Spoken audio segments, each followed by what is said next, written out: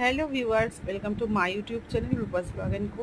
তো এটা রয়েছে হচ্ছে চিংড়ি শুটকি, যেটা কিনা আমি বকখালি থেকে নিয়ে এসেছিলাম মাছটা, বকখালির ফ্রেজারগঞ্জ থেকে। তো সেখানে শুটকির আড়ত আছে, তো সেখান থেকে শুটকি মাছ নিয়ে এসেছি। এবার যেহেতু প্রথমবার গিয়েছি, আমি না বুঝতেই পারিনি যে শুটকি মাছগুলো এতটা ভালো হবে। আমি কিন্তু খুব কম করেই নিয়েছি। ভালো যদি জানতাম যে এতটাই ভালো, তাহলে আমি কিন্তু আগে আরও বেশি করে নিয়ে আসতে পারতাম, কিন্তু না। যাই হোক, যাই নিয়ে এসেছি, আজকে মাছটা করবো রান্না, তোমাদের সাথে শেয়ার করছি তাই।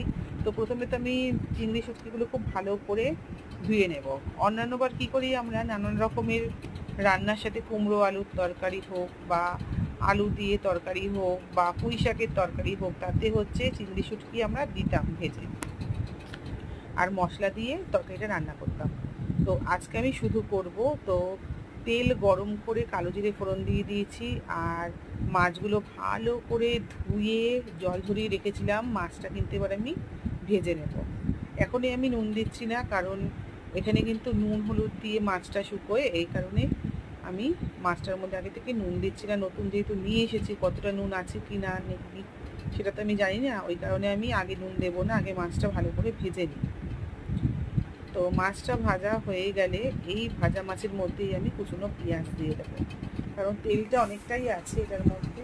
যেহেতু শুটকি মাছ শুকনো, এই পেঁয়াজটা দিয়ে দেবো, অনেকটা তেল গায়ে লেগে রয়েছে। এবার আমি অল্প নুন দিলাম যাতে পেঁয়াজটা মজে যায়।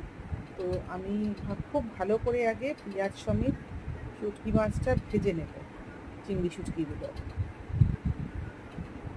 আজকে কিন্তু আর অন্য কোনো তরকারির সাথে মেশাবো না, আজকে কিন্তু শুধুই রান্না করব চিংড়ি মাছটা।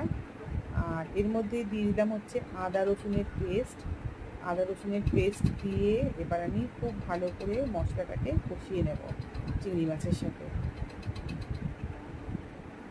খুবই কম হয়ে গেছে শুটকি মাছটা, মানে কি বলবো, একটুখানি নিয়েছি চিংড়ি মাছ। তো আমার হাজব্যান্ড 200 গ্রাম নিতে চেয়েছিল, আমি বললাম না, 100 গ্রামই নাও। আসলে এত জায়গায় ঠকে গেছি না, এই কারণেই না আর নিতে সাহস পাচ্ছিলাম না। যত দূর থেকে নিয়ে আসবো, যদি নষ্ট বেরোয় তখন তো মনটা খারাপ হয়ে যাবে। তো এর মধ্যে দিয়ে দিলাম হলুদ গুঁড়ো আর লঙ্কার গুঁড়ো। খুব একটা মশলা লাগে না, খুব সামান্য মশলা দিয়ে কিন্তু খুব ভালো করে কষিয়ে রান্নাটা করতে হয়, তাহলে কিন্তু খুব ভালো লাগে। তো আমি বলবো মাছটা কিন্তু সত্যিই ভালো, কারণ আমি অবাক হয়ে গেলাম, শুটকি মাছ রান্না করছি অথচ বাড়িতে কিন্তু শুটকি মাছের গন্ধই লাগছে না। মানে মাছটা এতটাই ফ্রেশ, আর ওরা শুকোয় নাকি নুন আর হলুদ দিয়ে, কোনো কেমিক্যাল কিছু দেয় না। এটা আমার খুব ভালো লাগে। মাছটা কষতে কষতে দেখো তেল বেরিয়ে এসেছে। তো বেশ ভালো মতন কিন্তু মশলাটা তার মানে কষানো হয়ে গেছে। এর মধ্যে কিন্তু খুব সামান্য একটু জল দেবো, খুব সামান্য যাকে বলে। আর আমরা কিন্তু এখানে লঙ্কার গুঁড়ো দিয়েছি, যেহেতু শুটকি মাছ একটু ঝাল ঝাল ছাড়া ভালো লাগে না, কালারটাও একটু ভালো লাগে একটু লঙ্কার গুঁড়ো দিলে, ওই কারণে দিলাম। তোমরা যারা লঙ্কার গুঁড়ো খাও না, তোমরা কিন্তু কালার ব্যবহার করতে পারো, মানে কাশ্মীরি লঙ্কার গুঁড়ো দিতে পারো। এই যে দেখো মাছটা কিন্তু একদম তৈরি হয়ে গেছে, মাখা মাখা হয়ে গেছে, আমি নামিয়েও নিয়েছি প্লেটে। তো রেসিপিটা কীরকম লাগলো অবশ্যই জানাবে। গরম ভাতে কিন্তু এই পদটি কিন্তু দারুণ লাগে খেতে।